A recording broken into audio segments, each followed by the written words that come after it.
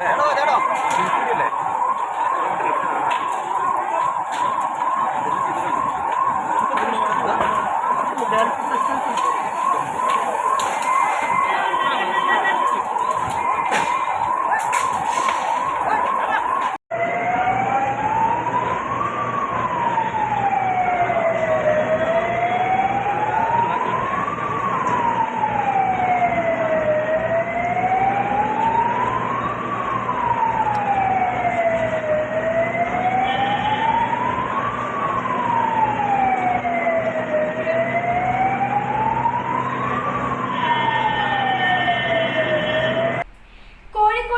Bus സ്റ്റാൻഡിലെ തീപിടുത്തത്തിൽ വൻ നാശനഷ്ടം.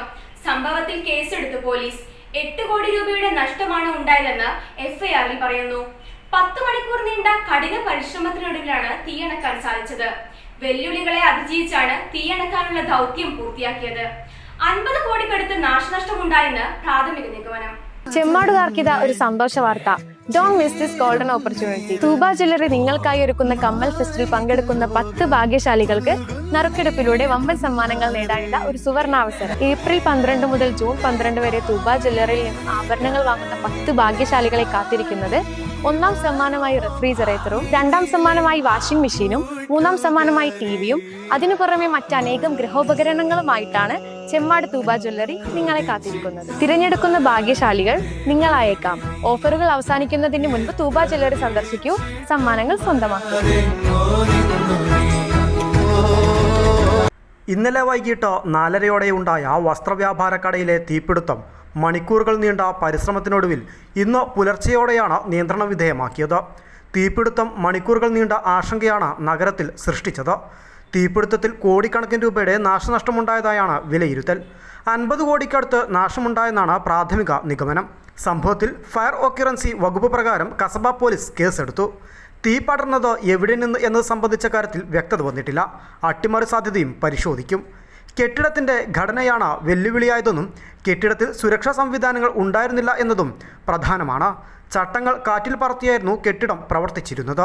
അശാസ്ത്രീയ നിർമ്മാണം തീയണയ്ക്കുന്നതിന് തടസ്സമായി.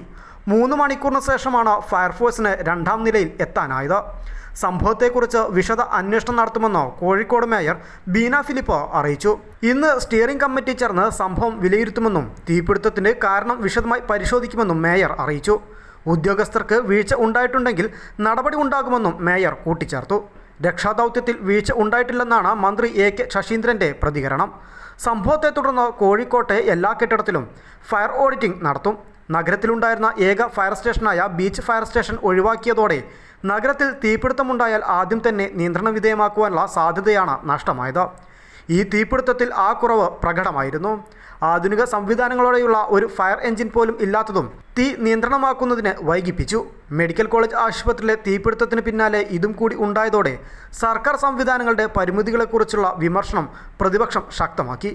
തകര ഷീറ്റ് കൊണ്ടുണ്ടാക്കിയ കെട്ടിട ഭാഗങ്ങൾക്ക് അനുമതി നൽകിയതടക്കം കോർപ്പറേഷനെതിരെയും വിമർശനം ഉയരുന്നുണ്ട്. സംഭവം നടക്കുമ്പോൾ കടകൾ തുറന്നു പ്രവർത്തിച്ചിരുന്നു. നിരവധി ആളുകൾ കെട്ടിടത്തിൽ ഉണ്ടായിരുന്നു. തീ പടരാൻ തുടങ്ങിയതോടെ എല്ലാവരെയും ഒഴിപ്പിക്കുകയായിരുന്നു. 1ാം നിലയിലും 2ാം നിലയിലും മുഴുവൻ തീ പടർന്നു. സ്കൂൾ തുറക്കൽ പ്രമാണിച്ച് യൂണിഫോം തുണിത്തരങ്ങളും മറ്റു വസ്ത്രങ്ങളും വലിയ തോതിൽ സംഭരിച്ചിരുന്നു. കെട്ടിടത്തിന് അകത്തുള്ള വസ്ത്രങ്ങൾ കത്തി താഴേക്ക് വീണു. തീ മണിക്കൂറുകളോളം കത്തിയതോടെ നഗരത്തിൽ മുഴുവൻ കറുത്ത പുക പടർന്നു. നഗരത്തിൽ ഗതാഗതക്കുരുക്കും ഉണ്ടായി.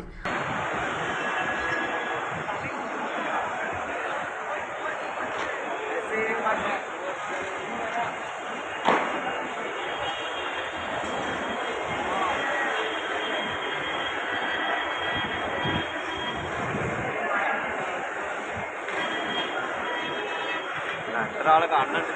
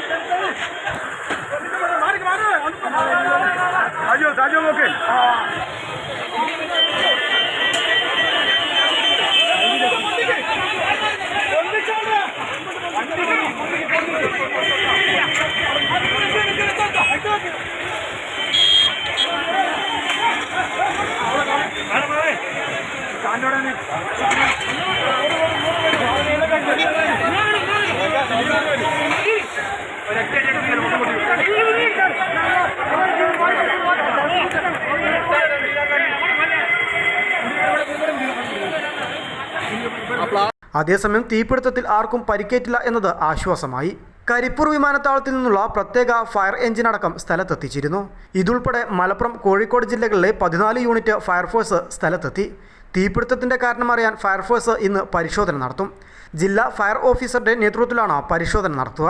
റിപ്പോർട്ട് ഇന്ന് തന്നെ കലക്ടർക്ക് സമർപ്പിക്കും. തീപിടുത്തം സംബന്ധിച്ച വിശദ റിപ്പോർട്ട് 2 ദിവസത്തിനകം സമർപ്പിക്കണമെന്ന് ജില്ലാ കലക്ടർക്ക് ചീഫ് സെക്രട്ടറി നിർദ്ദേശം നൽകിയിരുന്നു. News desk Tirurangadi today.